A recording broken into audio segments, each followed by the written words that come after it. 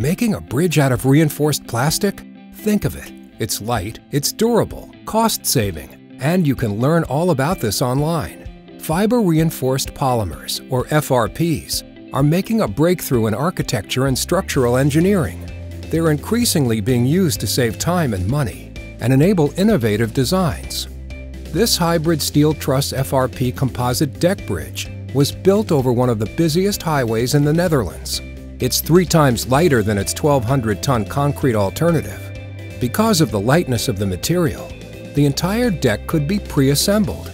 Then the whole bridge was put in place with the roadway closed to traffic for only 2 nights. And there was no need for concrete hardening or welding on site. Disruption to traffic and the costs of foundations, equipment, and transportation were all dramatically reduced thanks to FRPs. Would you like to be able to take advantage of these benefits? Designing and building with FRPs requires a new way of thinking. New skills and knowledge are prerequisites for successfully using the layered and orthotropic material that is FRP.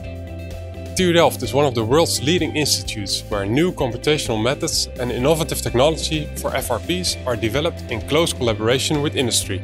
In our online course, specially aimed at professionals interested in designing and building with FRPs, you will learn a lot about specific structural and short-term and long-term material behavior, design guidelines, and manufacturing techniques for infrastructure and buildings.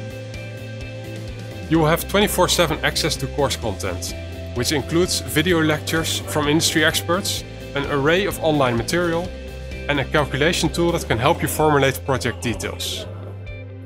If you'd like to apply what you learned straight away to your own projects, you can bring in your own case and receive personalized feedback. Would you like to benefit from one of the most exciting materials in building and infrastructure development? Discover more at tudelft.nl/FRP course.